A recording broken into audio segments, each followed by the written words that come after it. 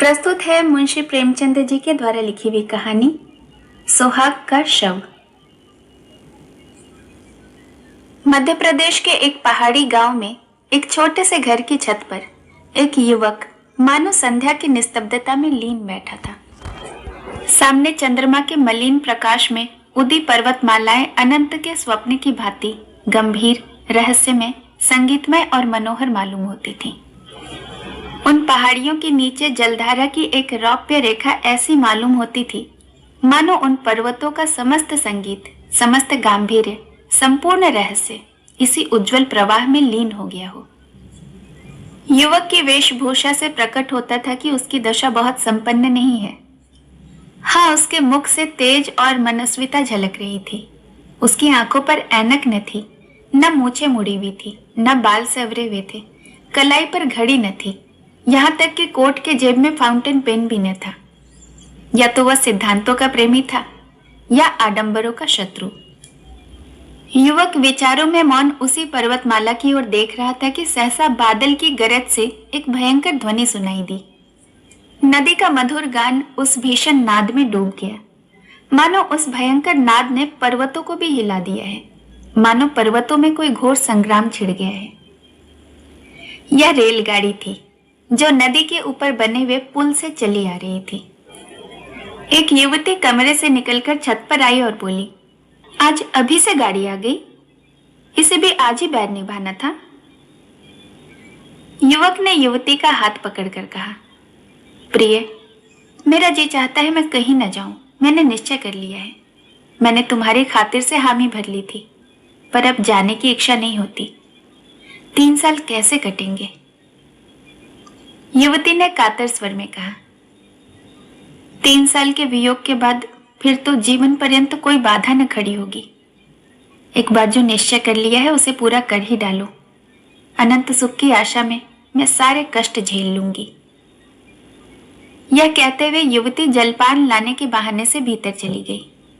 आंसुओं का आवेग उसके काबू से बाहर हो गया। इन दोनों प्राणियों के वैवाहिक जीवन की यह पहली वर्षगांठ थी। युवक बंबई विश्वविद्यालय से एमए की उपाधि लेकर नागपुर के एक कॉलेज में अध्यापक था। नवीन युग की नई नई वैवाहिक और सामाजिक क्रांतियों ने उसे लेश मात्र भी विचलित न किया था। पुरानी प्रथाओं से ऐसी प्रगाढ़ ममता कदाचित वृद्धजनों को भी कम होगी। प्रोफेसर हो जाने के बाद उसके माता पिता ने इस बालिका से उसका विवाह करा दिया था।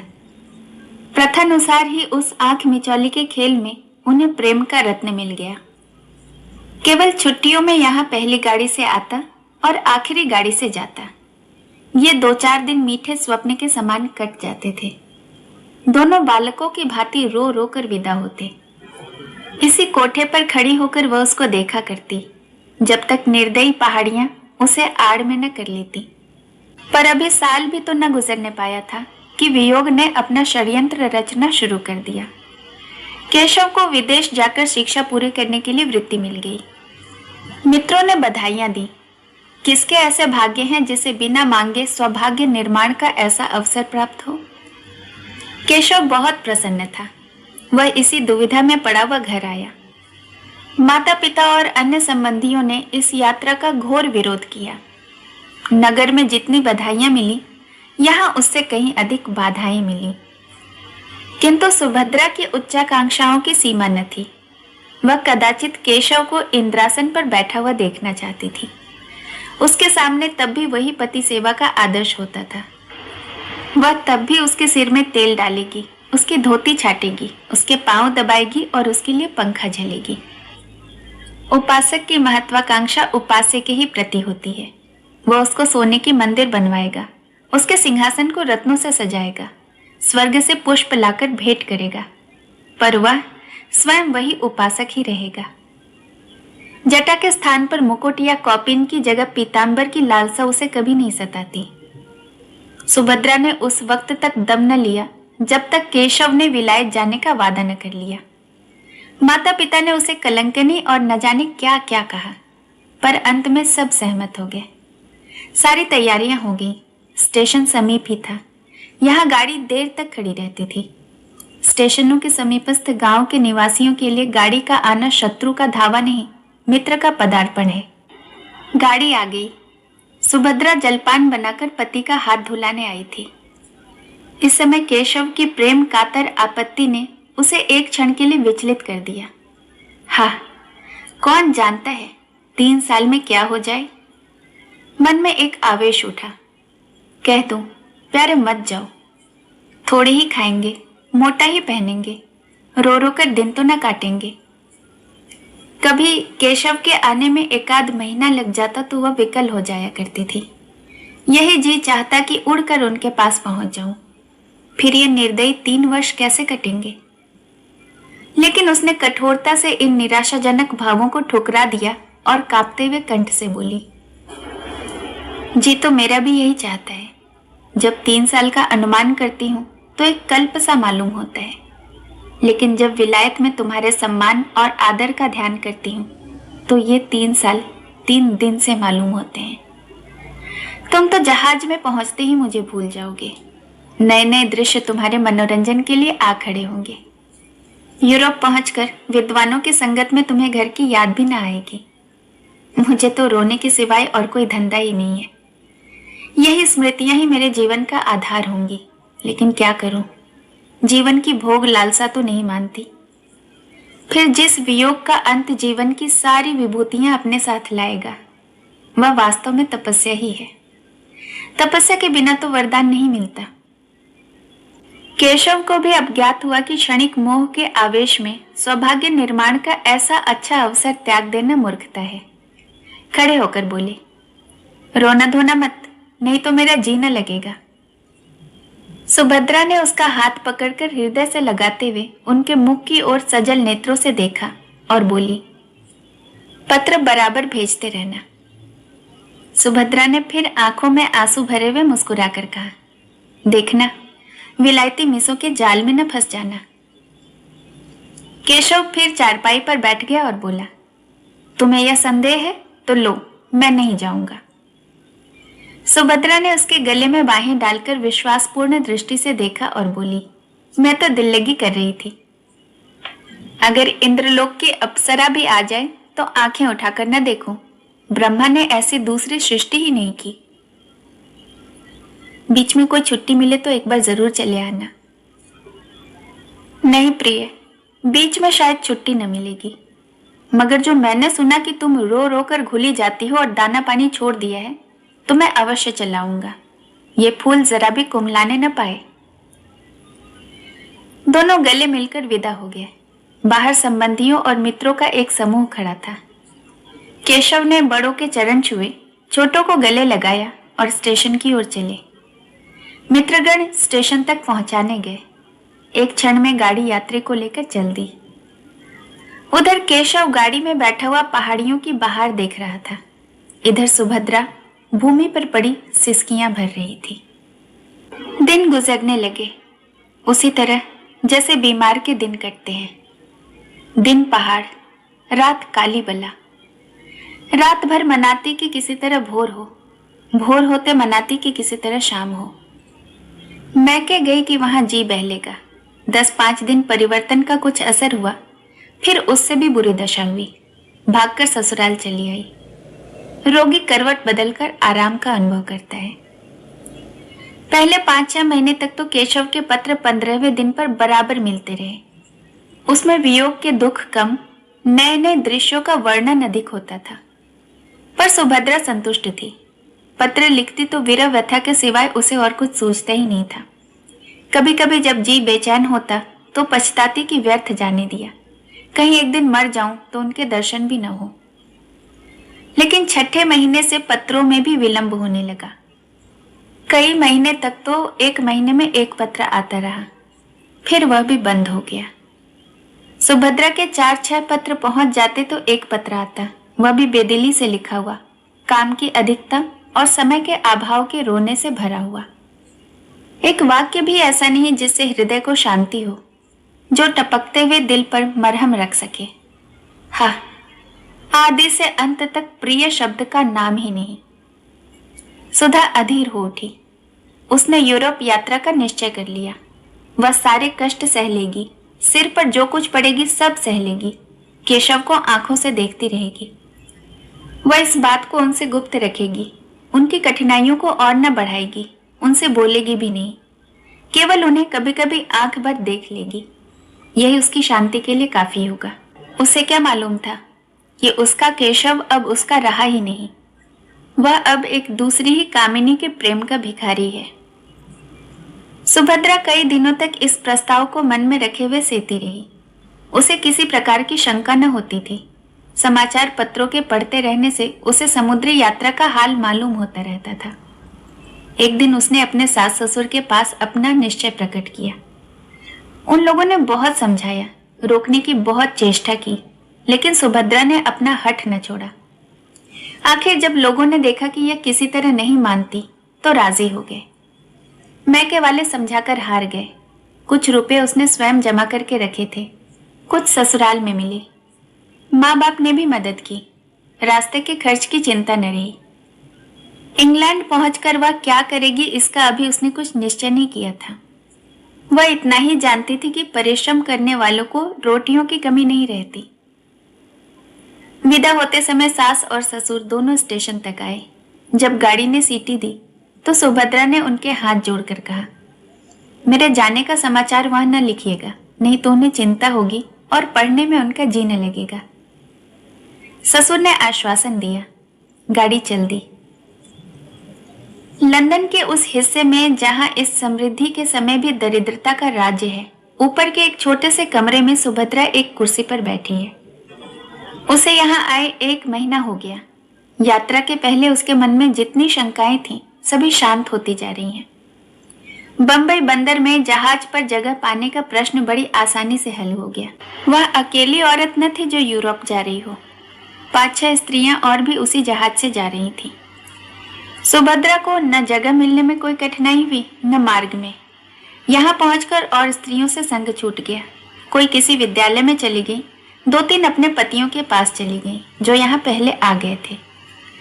सुभद्रा ने इस मोहल्ले में एक कमरा ले लिया। जीविका का प्रश्न भी उसके लिए बहुत कठिन न रहा।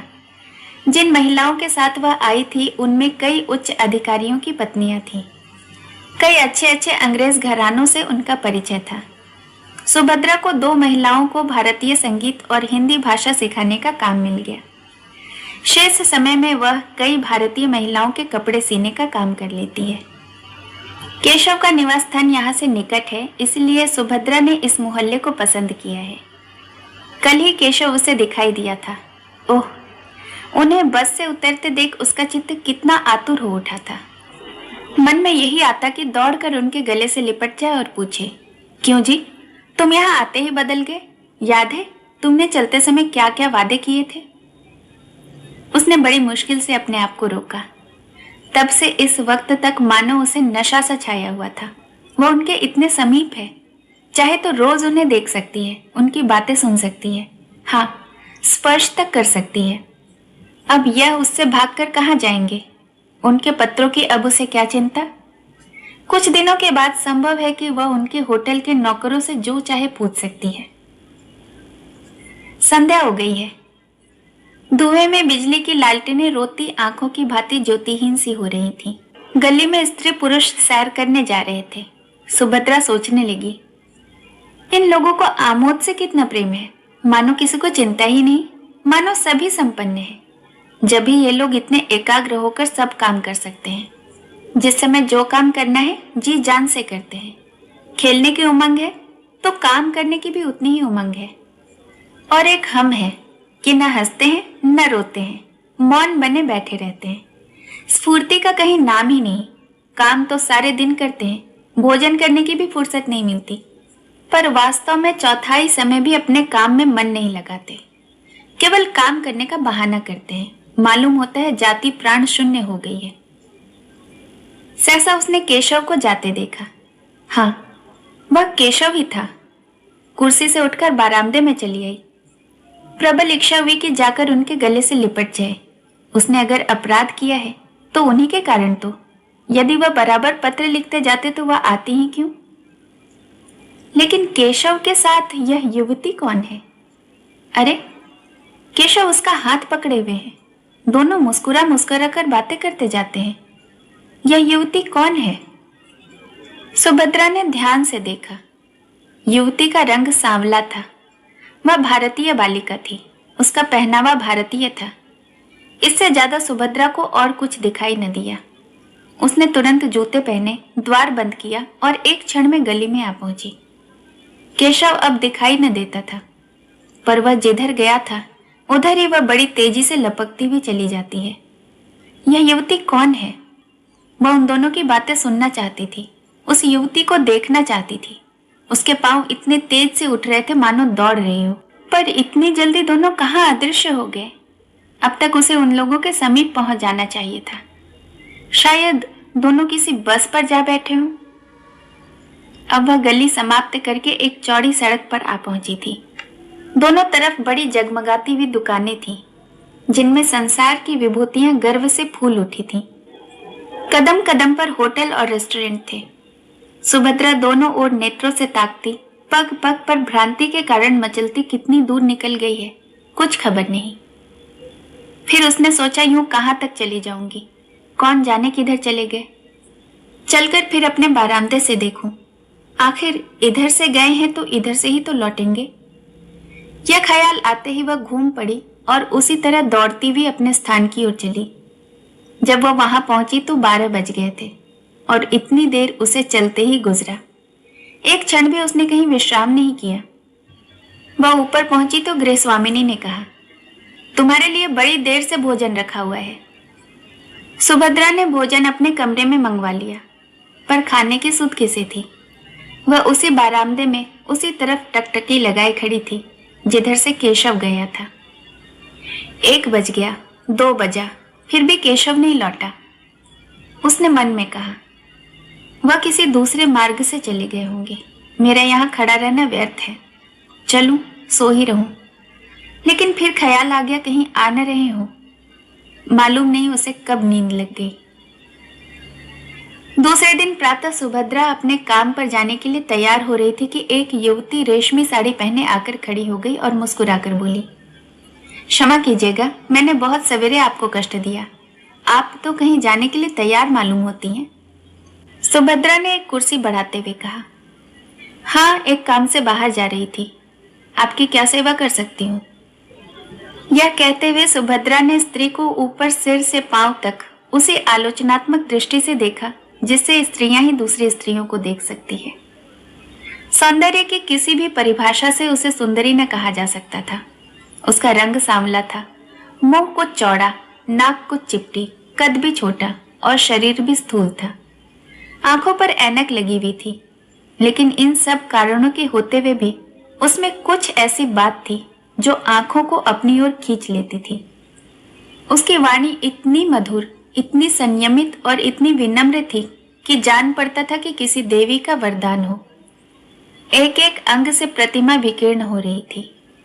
सुभद्रा उसके सामने हल्की एवं तुच्छ मालूम होती थी। युवती ने कुर्सी पर बैठते हुए कहा, अगर मैं भूलती हूं तो मुझे क्षमा कीजिएगा। मैंने सुना है कि आप कुछ कपड़े भी सीती हैं, जिसका प्रमाण यह है कि यहाँ सीविंग मशीन मौजूद है। सुभद्रा, मैं 2 लेडियों को भाषा पढ़ाने जाया करती हूँ। शेष समय में कुछ सिलाई भी कर लेती हूँ। आप कपड़े लाई हैं? युवती, नहीं, अभी तो नहीं लाई। यह कहते हुए उसने लज्जा से सिर झुकाकर मुस्कुराते हुए कहा, बात यह है कि मेरी शादी होने जा रही है। मैं वस्त्राभूषण सब हिंदुस्तानी रखना चाहती हूँ। विवाह भी वैदिक रीति से ही होगा। ऐसे कपड़े यहाँ आप ही तैयार कर सकती हैं। सुभद्रा ने हंसकर कहा, मैं ऐसे अवसर पर आपके जोड़े तैयार करके अपने आप को धन्य समझूंगी। वह शुभ तिथि कब है? युवती ने सकुचाते हुए कहा, वह तो कहते हैं कि इसी सप्ताह में हो जाए, पर मैं उन्हें टालती आती हूँ। मैंने तो चाहा था कि भारत लौटने पर विवाह होता, पर वह इतने उतावले हो रहे हैं कि कुछ कहते ही नहीं बनता। अभी तो मैंने यही कहकर टाला है कि मेरे कपड़े सिल रहे हैं। सुभद्रा, तो मैं आपके जोड़े बहुत जल्द दे दूंगी। युवती ने हंसकर कहा, मैं तो चाहती थी कि आप महीनों लगा देती। सुभद्रा, वाह, मैं इस शुभ कार्य में क्यों विघ्न डालने लगी। मैं इसी सप्ताह आपके कपड़े तैयार कर दूंगी और उनसे इसका पुरस्कार लूंगी। युवती खिलखिलाकर हंसी। कमरे में प्रकाश की लहरें सी उठ गई।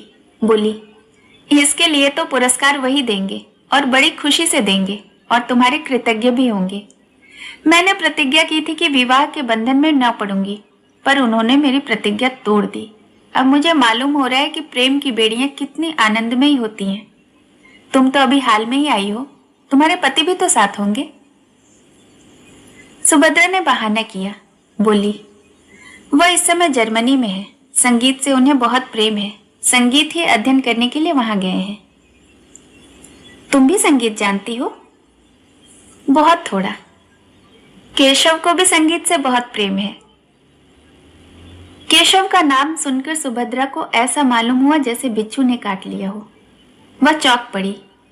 युवती ने पूछा, आप चौंक कैसे गई? क्या केशव को जानती हो? सुभद्रा ने बात बनाकर कहा, नहीं, मैंने यह नाम कभी नहीं सुना। वह यहाँ क्या करते हैं? सुभद्रा को ख्याल आया क्या केशव किसी दूसरे आदमी का नाम नहीं हो सकता, इसलिए उसने यह प्रश्न किया। उसके जवाब पर उसकी जिंदगी का फैसला था। युवती ने कहा, यह विद्यालय में पढ़ते हैं, भारत सरकार ने उन्हें भेजा है। अभी साल भी तो नहीं हुआ आए हुए। तुम देखकर प्रसन्न होगी। तेज और बुद्धि की तो मूर्ति समझ लो। यहाँ के अच्छे अच्छे प्रोफेसर उनका आदर करते हैं। ऐसा सुंदर भाषण तो मैंने किसी के मुंह से आज तक नहीं सुना। जीवन तो आदर्श है, आदर्श। मुझसे उन्हें क्यों प्रेम हो गया इसका मुझे आश्चर्य है। मुझ में न रूप है न लावण्य, ये तो मेरा सौभाग्य है। अच्छा, तो मैं शाम को कपड़े लेकर आऊंगी। सुभद्रा ने मन में उठते हुए वेग को संभाल कर कहा, अच्छी बात है। जब युवती चली गई तो सुभद्रा फूट फूट कर रोने लगी। ऐसा जान पड़ता था मानो देह में रक्त ही नहीं, मानो प्राण निकल गए हों। वह कितनी निसहाय, कितनी दुर्बल है, इसका आज उसे अनुभव हुआ। ऐसा मालूम हुआ मानो संसार में उसका कोई नहीं है। अब उसका जीवन ही व्यर्थ है। उसके लिए अब जीवन में रोने के सिवाय और क्या है? उसकी सारी ज्ञानेंद्रियां मानो शिथिल सी हो गई थी, मानो वह किसी ऊंचे वृक्ष से गिर पड़ी हो। हाँ, ये उसके प्रेम और भक्ति का पुरस्कार है। उसने कितना आग्रह करके केशव को यहाँ भेजा था, इसलिए कि यहाँ आते ही वह उसका सर्वनाश कर दे। पुरानी बातें याद आने लगी। केशव की वो प्रेमातुर आंखें सामने आ गई। वह सरल सहज मूर्ति आंखों के सामने नाचने लगी। उसका जरा सिर भी दुखता था तो केशव कितना व्याकुल हो जाता था। एक बार जब उसे फसली बुखार आ गया था तो केशव घबराकर 15 दिन की छुट्टी लेकर घर आ गया था और उसके सिराने बैठा रात भर पंखा झलता रहा था। वही केशव अब इतनी जल्दी उससे ऊब उठा। उसके लिए सुभद्रा ने कौन सी बात उठा रखी थी? वह तो उसी को अपना प्राणधार, अपना जीवन धन, अपना सर्वस्व सभी समझती थी। नहीं नहीं, केशव का दोष नहीं है, यह सारा दोष इसी का है। इसी ने अपनी मधुर बातों से उन्हें वशीभूत कर लिया है। इसकी विद्या, बुद्धि, वाक्पटुता ने ही उसके हृदय पर विजय पाई है। हाय, उसने कितनी बार केशव से कहा था मुझे भी पढ़ाया करो, लेकिन उन्होंने हमेशा यही जवाब दिया, तुम जैसी हो मुझे वैसे ही पसंद हो। मैं तुम्हारे स्वाभाविक सरलता को पढ़ा लिखा कर मिटाना नहीं चाहता। केशव ने उसके साथ कितना बड़ा अन्याय किया है, लेकिन यह फिर भी उनका दोष नहीं है। यह इसी यौवन मत वाली छोकरी की माया है। सुभद्रा को इस ईर्ष्या और दुख के आवेश में अपने काम पर जाने की सुधि न रही। वह कमरे में इस तरह टहलने लगी जैसे किसी ने जबरदस्ती उसे बंद कर दिया हो। कभी दोनों मुट्ठियां बंध जाती, कभी दांत पीसने लगते, कभी होठ काटती। उन्माद किसी दशा हो गई थी। आंखों में भी एक तीव्र ज्वाला चमक उठी। ज्यों-ज्यों केशव के इस निष्ठुर आघात को सोचती, उन कष्टों को याद करती जो उनके लिए उसने झेले थे, उसका चित्त प्रतिकार के लिए विकल हो जाता। अगर कोई बात हुई होती, आपस में कुछ मनोमालिन्य का लेश भी होता तो उसे इतना दुख न होता। यह तो उसे ऐसा मालूम होता कि मानो कोई हंसते हंसते अचानक गले पर चढ़ बैठे। अगर वह उनके योग्य नहीं थी तो उन्होंने उससे विवाह ही क्यों किया? विवाह करने के बाद भी उसे ठुकरा क्यों न दिया? क्यों प्रेम का बीज बोया था? और आज जब वह बीज पल्लवों से लहराने लगा, उसकी जड़ें उसके अंतःस्थल के एक एक अणु में प्रविष्ट हो गई। उसका रक्त उसका सारा उत्सर्ग वृक्ष को सींचने और पालने में प्रवृत्त हो गया, तो वह आज उसे उखाड़कर फेंक देना चाहते हैं। क्या हृदय के टुकड़े टुकड़े हुए बिना वृक्ष उखड़ जाएगा? सहसा उसे एक बात याद आ गई। हिंसात्मक संतोष से उसका उत्तेजित मुखमंडल और भी कठोर हो गया। केशव ने अपने पहले विवाह की बात इस युवती से गुप्त रखी होगी। सुभद्रा इसका भंडा फोड़ करके केशव के सारे मंसूबों को धूल में मिला देगी। उसे अपने ऊपर क्रोध आया कि युवती का पता क्यों न पूछ लिया। उसे एक पत्र लिखकर केशव की नीचता, स्वार्थपरता और कायरता की कलई खोल देती, उसके पांडित्य, प्रतिभा और प्रतिष्ठा को धूल में मिला देती। खैर, संध्या समय तो वह कपड़े लेकर आएगी ही। उस समय उससे सारा कच्चा चिट्ठा बयान कर दूंगी। सुभद्रा दिन भर युवती का इंतजार करती रही। कभी बारामदे में आकर इधर उधर निगाह दौड़ाती, कभी सड़क पर देखती, पर उसका कहीं पता न था। मन में झुंझलाती कि क्यों उसने उसी समय सारा वृतांत न कह सुनाया। केशव का पता उसे मालूम था। उस मकान और गली का नंबर तक याद था जहां से वह उसे पत्र लिखा करता था। ज्यों-ज्यों दिन ढलने लगा और युवती के आने में विलंब होने लगा, उसके मन में एक तरंग सी उठने लगी कि जाकर केशव को फटकारे, उसका सारा नशा उतार दे, कहे कि तुम इतने भयंकर हिंसक हो, इतने महान धूर्त हो, यह मुझे मालूम न था। तुम यही विद्या यहाँ सीखने आए थे। तुम्हारे पांडित्य का यही फल है। तुम एक अबला को, जिसने तुम्हारे ऊपर अपना सर्वस्व अर्पण कर दिया, यूं छल सकते हो? तुम में क्या मनुष्यता नाम को भी नहीं रह गई? आखिर तुमने मेरे लिए क्या सोचा है? मैं सारी जिंदगी तुम्हारे नाम को रोती रहूं? लेकिन अभिमान हर बार उसके पैरों को रोक लेता। नहीं, जिसने उसके साथ ऐसा कपट किया है, उसका इतना अपमान किया है, उसके पास वह न जाएगी। वह उसे देखकर अपने आंसुओं को रोक सकेगी या नहीं, इसमें उसे संदेह था। और केशव के सामने वह रोना नहीं चाहती थी। अगर केशव उससे घृणा करता है तो वह भी केशव से घृणा करेगी। संध्या भी हो गई पर युवती न आई। बत्तियां भी जली पर उसका पता नहीं। एकाएक उसे अपने कमरे के द्वार पर किसी के आने की आहट मालूम हुई। वह कूदकर बाहर निकल आई। युवती कपड़ों का एक पुलिंदा लिए सामने खड़ी थी। सुभद्रा को देखते ही बोली, क्षमा करना, मुझे आने में देर होगी। बात यह है कि केशव को किसी बड़े जरूरी काम से जर्मनी जाना है। उन्हें वहां 1 महीने से भी ज्यादा समय लग जाएगा। वह चाहते हैं कि मैं भी उनके साथ चलूं। मुझसे उन्हें अपनी थीसिस लिखाने में बड़ी सहायता मिलेगी। बर्लिन के पुस्तकालयों को छानना पड़ेगा। मैंने भी स्वीकार कर लिया है। केशव की इच्छा है कि जर्मनी जाने के पहले हमारा विवाह हो जाए। कल संध्या समय हमारा संस्कार पूरा हो जाएगा। ये कपड़े अब मुझे जर्मनी से वापस आने पर दीजिएगा। विवाह के अवसर पर हम कोई मामूली कपड़े पहन लेंगे। और क्या करती? इसके सिवाय और कोई उपाय भी तो न था। केशव का जर्मनी जाना भी अनिवार्य है। सुभद्रा ने कपड़ों को मेज पर रखकर कहा, आपको धोखा दिया गया है। युवती ने घबराकर पूछा, धोखा? कैसा धोखा? मैं बिल्कुल नहीं समझी, तुम्हारा मतलब क्या है?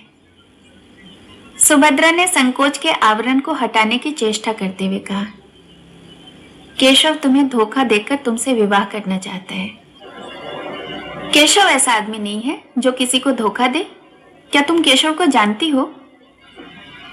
केशव ने तुमसे अपने विषय में सब कुछ कह दिया है। सब कुछ? मेरा तो यही विचार है कि उन्होंने एक भी बात नहीं छिपाई है। तो तुम्हें मालूम है कि उसका विवाह हो चुका है? युवती की मुख ज्योति कुछ मलिन पड़ गई। उसकी गर्दन लज्जा से झुक गई। अटक अटक कर बोली, हाँ, उन्होंने मुझसे यह बात कही तो थी। सुभद्रा परास्त हो गई।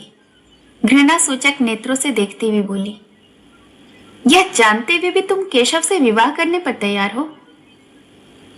युवती ने अभिमान से देखकर कहा, तुमने केशव को देखा है? नहीं, मैंने उन्हें कभी नहीं देखा। फिर तुम उन्हें कैसे जानती हो? मेरे एक मित्र ने मुझसे यह बात कही। वह केशव को जानता है। अगर तुम एक बार केशव को देख लेती, एक बार उससे बातें कर लेती तो मुझसे यह प्रश्न न करती। एक नहीं, अगर उन्होंने 100 विवाह भी किए होते तो भी मैं इनकार न करती। उन्हें देखकर मैं अपने आप को बिल्कुल भूल जाती हूँ। अगर उनसे विवाह न करूं तो फिर मुझे जीवन भर अविवाहित ही रहना पड़ेगा। जिस समय वह मुझसे बातें करने लगते हैं, मुझे ऐसा अनुभव होता है कि मेरी आत्मा पुष्प की भांति खिली जा रही है। मैं उसमें प्रकाश और विकास का प्रत्यक्ष अनुभव करती हूँ।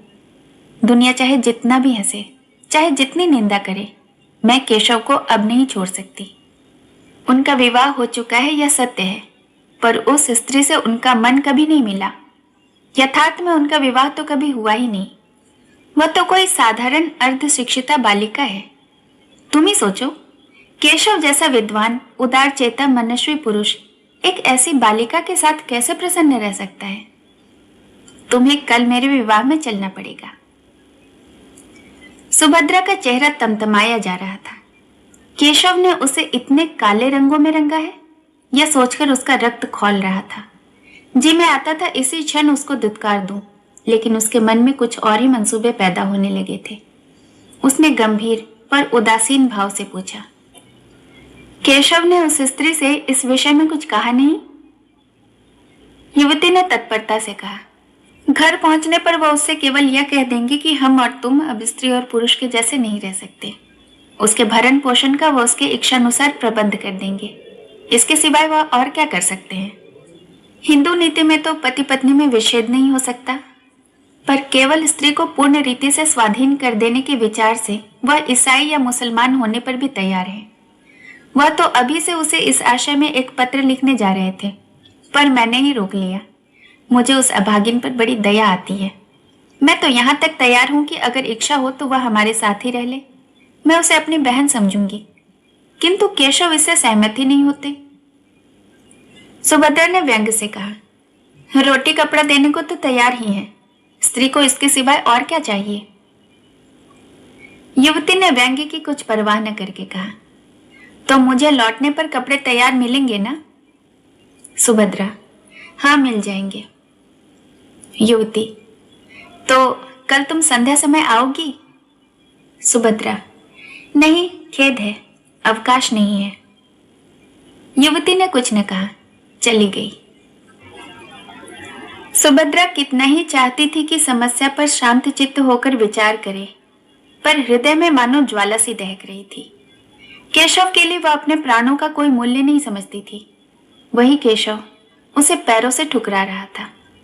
यह आघात इतना आकस्मिक, इतना कठोर था कि उसकी चेतना की सारी कोमलता मूर्छित हो गई थी। उसका एक एक अणु प्रतिकार के लिए तड़पने लगा। अगर यही समस्या इसके विपरीत होती तो क्या सुभद्रा के गर्दन पर छुरी न फिर गई होती? केशव उसके खून का प्यासा न हो जाता? क्या पुरुष हो जाने से ही सभी बातें क्षम्य और स्त्री हो जाने से सभी बातें अक्षम्य हो जाती हैं? नहीं, इस निर्णय को सुभद्रा की विद्रोही आत्मा इस समय स्वीकार नहीं कर सकती। उसे नारियों के ऊंचे आदर्शों की परवाह नहीं है। उन स्त्रियों में आत्माभिमान न होगा। वे पुरुषों के पैरों की जूतियां बनकर रहने में ही अपना सौभाग्य समझती होंगी। सुभद्रा इतनी आत्माभिमान शून्य नहीं है। वह अपने जीते जी यह नहीं देख सकती कि उसके पति उसके जीवन का सर्वनाश करके चैन की बंशी बजाए। दुनिया उसे हत्यारिन पिशाचिन कहेगी, कहे, उसको कोई परवाह नहीं। रह रहकर उसके मन में भयंकर प्रेरणा होती थी। इसी समय वह उसके समीप चली जाए और इसके पहले कि वह युवती के प्रेम का आनंद उठाए, उसके जीवन का अंत कर दे। वह केशव की निष्ठुरता को याद करके अपने मन को उत्तेजित करती थी, अपने को धिक्कार धिक्कार कर नारी सुलभ शंकाओं को दूर करती थी। क्या वह इतनी दुर्बल है? क्या उसमें इतना साहस नहीं है? इस वक्त यदि कोई दुष्ट उसके कमरे में घुस आए और उसके सतीत्व का अपहरण करना चाहे, तो क्या वह उसका प्रतिकार न करेगी? आखिर आत्मरक्षा ही के लिए तो उसने यह पिस्तौल ले रखी है। केशव ने उसके सत्य का अपहरण ही तो किया है। उसका प्रेम दर्शन केवल प्रवंचना थी। वह केवल अपनी वासनाओं की तृप्ति के लिए सुभद्रा के साथ प्रेम स्वांग भरता था। फिर उसका वध करना क्या सुभद्रा का कर्तव्य नहीं? इस अंतिम कल्पना से सुभद्रा को वह उत्तेजना मिल गई जो उसके भयंकर संकल्प को पूरा करने के लिए आवश्यक थी। यही वह अवस्था है जब स्त्री पुरुष के खून की प्यासी हो जाती है। उसने खूंटी पर से लटकती हुई पिस्तौल उतार ली और ध्यान से देखने लगी, मानो उसने कभी देखा ही न हो। कल संध्या समय जब कार्य मंदिर में केशव और उसकी प्रेमिका एक दूसरे के सम्मुख बैठे होंगे, उसी समय वह इस गोली से केशव की प्रेम लीलाओं का अंत कर देगी। दूसरी गोली अपनी छाती में मार लेगी। क्या वह रो रो कर अपना अधम जीवन काटेगी? संध्या का समय था। आर्य मंदिर के आंगन में वर और वधू इष्ट मित्रों के साथ बैठे हुए थे। विवाह का संस्कार हो रहा था। उसी समय सुभद्रा पहुंची और बरामदे में आकर एक खंभे की आड़ में इस भांति खड़ी हो गई कि केशव का मुख उसके सामने था। उसके आंखों में वह दृश्य खिंच गया जब आज से 3 साल पहले उसने इसी भांति केशव को मंडप में बैठे हुए आड़ से देखा था। तब उसका हृदय कितना उच्छ्वासित हो रहा था, अंतःस्थल में कितनी गुदगुदी सी हो रही थी, कितना अपार अनुराग था, कितनी असीम अभिलाषाएं थी, मानो जीवन प्रभात का उदय हो रहा हो। जीवन मधुर संगीत की भांति सुखद था, भविष्य उषा स्वप्न की भांति सुंदर। क्या यह वही केशव है? सुभद्रा को ऐसा भ्रम हुआ मानो यह केशव नहीं है। हाँ, यह वह केशव नहीं था। यह उसी रूप का, उसी नाम का कोई दूसरा मनुष्य था। अब उसकी मुस्कुराहटों में, उसके नेत्रों में, उसके शब्दों में, उसके हृदय को आकर्षित करने वाली कोई वस्तु न थी। उसे देखकर वह उसी भांति निस्पंद निश्चल खड़ी है मानो कोई अपरिचित व्यक्ति हो। अब तक केशव का सा रूपवान, तेजस्वी, सौम्य, शीलवान पुरुष संसार में न था। पर अब सुभद्रा को ऐसा जान पड़ा कि वहां बैठे युवकों में और उसमें कोई अंतर नहीं है। वह ईर्ष्याग्नि जिसमें वह जली जा रही थी, वह हिंसा कल्पना जो उसे वहां तक लाई थी, मानो एकदम शांत हो गई। विरक्ति हिंसा से भी अधिक हिंसात्मक होती है। सुभद्रा की हिंसा कल्पना में एक प्रकार का ममत्व था। उसका केशव, उसका प्राण बल्लभ, उसका जीवन सर्वस्व और किसी का नहीं हो सकता। पर अब वह ममत्व नहीं है, अब वह उसका नहीं है। उसे अब परवाह नहीं कि उस पर किसका अधिकार होता है। विवाह संस्कार समाप्त हो गया। मित्रों ने बधाइयां दी, सहेलियों ने मंगल गान किया। फिर लोग मेजों पर जा बैठे, दावतें होने लगी। रात के 11 बज गए, पर सुभद्रा वहीं पाषाण मूर्ति की भांति खड़ी रही, मानो कोई विचित्र स्वप्न देख रही हो। हाँ, जैसे कोई बस्ती उजड़ गई हो, जैसे कोई संगीत बंद हो गया हो, जैसे कोई दीपक बुझ गया हो। जब लोग मंदिर से निकले तो वह भी निकले और वह भी निकल आई, पर उसे कोई मार्ग न सूझता था। परिचित सड़कें उसे भूली हुई सी जान पड़ती थी। सारा संसार ही बदल गया। वह सारी रात सड़कों पर भटकती फिरी। घर का कहीं पता नहीं। सारी दुकानें बंद हो गई। सड़कों पर सन्नाटा छा गया।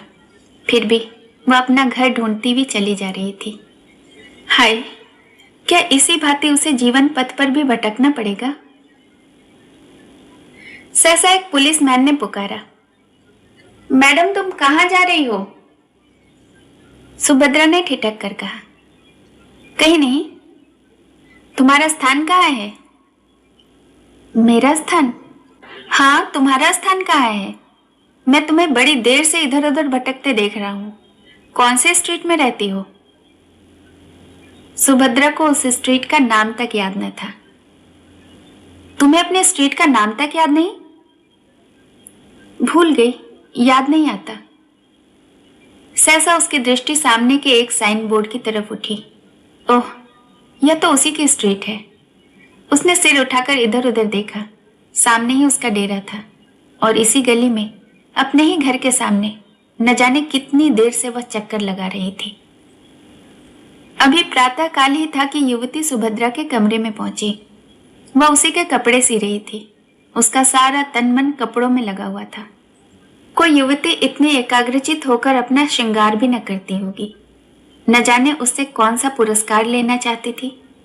उसे युवती के आने की खबर तक न हुई। युवती ने पूछा, कल तुम मंदिर में नहीं आई? सुभद्रा ने सिर उठाकर देखा तो ऐसा जान पड़ा मानो किसी कवि की कोमल कल्पना मूर्तिमयी हो गई है। उसकी उपछवि अनिद्य थी। प्रेम की विभूति रोम रोम से प्रदर्शित हो रही थी। सुभद्रा दौड़कर उसके गले से लिपट गई, जैसे उसकी कोई छोटी बहन आ गई हो। बोली, हाँ, गई तो थी।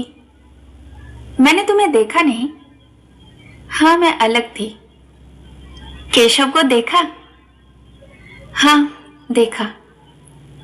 धीरे से क्यों बोली? मैंने कुछ झूठ कहा था? सुभद्रा ने सहृदयता से मुस्कुराकर कहा, मैंने तुम्हारी आंखों से नहीं, अपनी आंखों से देखा। मुझे तो वह तुम्हारे योग्य नहीं जचे। तुम्हें ठग लिया गया। युवती खिलखिलाकर हंसी और बोली, वाह, मैं तो समझती हूं कि मैंने ही उन्हें ठगा है। एक बार वस्त्राभूषणों से सजकर अपनी छवि आईने में देखी होती तो मालूम हो जाता। तब क्या मैं कुछ और हो जाऊंगी? अपने कमरे से फर्श, तस्वीरें, हंडियां, गमले आदि निकाल कर देख लो, कमरे की शोभा वही रहती है। युवती ने सिर हिलाकर कहा, ठीक कहती हो, लेकिन आभूषण कहां से लाऊं? न जाने अभी कितने दिनों में बनने की नौबत आए। मैं तुम्हें अपने गहने पहना दूंगी। तुम्हारे पास गहने हैं? बहुत। देखो, मैं अभी लाकर तुम्हें पहनाती हूं। युवती ने मुंह से तो बहुत नहीं नहीं किया, पर मन में प्रसन्न हो रही थी। सुभद्रा ने अपने सारे गहने पहना दिए, अपने पास एक छल्ला भी न रखा। युवती को यह एक नया अनुभव था। उसे इस रूप में निकलते शर्म तो आती थी, पर उसका रूप चमक उठा था, इसमें कोई संदेह न था। उसने आईने में अपनी सूरत देखी तो उसकी सूरत जगमगा उठी, मानो किसी वियोगिनी को अपने प्रियतम का संवाद मिला हो। मन में गुदगुदी होने लगी। वह इतनी रूपवती है, उसे इसकी कल्पना भी न थी।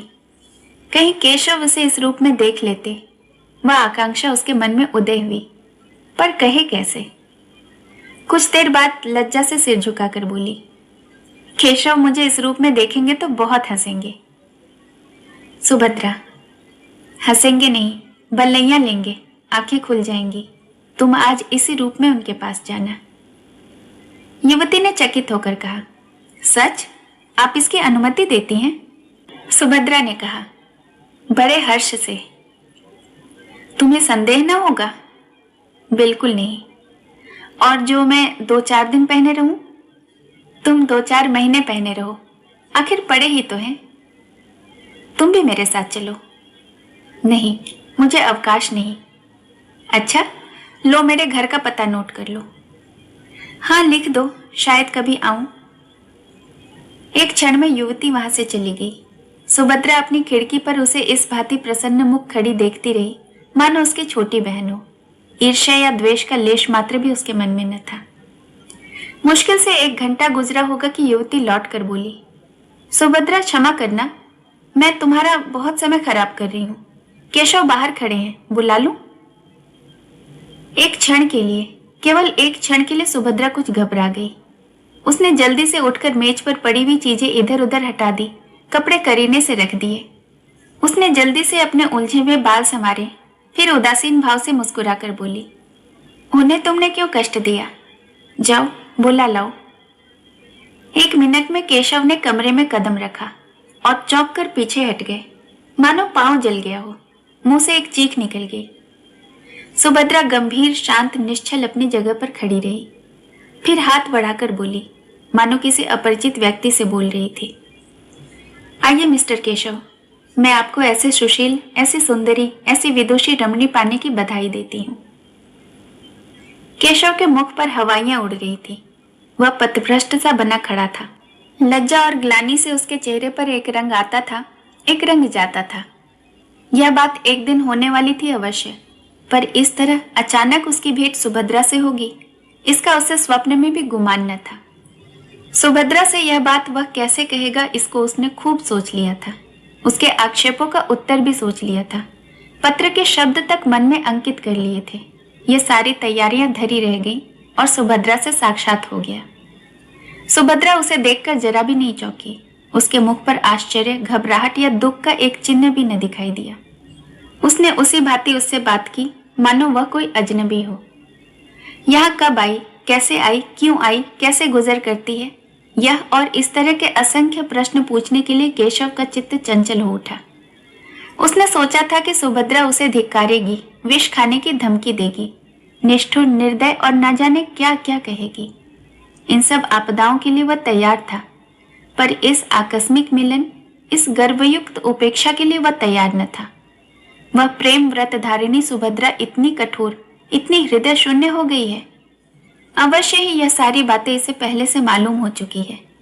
सबसे तीव्र आघात यह था कि इसने अपने सारे आभूषण इतनी उदारता से दे डाले और कौन जाने वापस भी न लेना चाहती हो। वह परास्त और अप्रतिम होकर एक कुर्सी पर बैठ गया। उत्तर में एक शब्द भी उसके मुख से न निकला। युवती ने कृतज्ञता का भाव प्रकट करके कहा, इनके पति इस समय जर्मनी में है।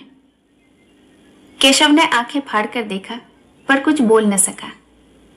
युवती ने फिर कहा, बेचारी संगीत के पाठ पढ़ाकर और कुछ कपड़े सीकर अपना जीवन निर्वाह करती है। वह महाशय यहाँ आ जाते तो उन्हें उनके सौभाग्य पर बधाई देती। केशव इस पर कुछ भी न बोल सका, पर सुभद्रा ने मुस्कुराकर कहा, वह मुझसे रूठे हुए हैं, बधाई पाकर और भी झल्लाते। युवती ने आश्चर्य से कहा, तुम उन्हीं के प्रेम में यहाँ आई, अपना घर बार छोड़ा, यहाँ मेहनत मजदूरी करके निर्वाह कर रही हो, फिर भी वह तुमसे रूठे हुए हैं, आश्चर्य है। सुभद्रा ने उसी भांति प्रसन्न मुख से कहा, पुरुष प्रकृति ही आश्चर्य का विषय है, चाहे मिस्टर केशव इसे स्वीकार न करें। युवती ने फिर केशव की ओर प्रेरणापूर्ण दृष्टि से देखा, लेकिन केशव उसी भांति अप्रतिम बैठा रहा। उसके हृदय पर यह एक नया आघात था।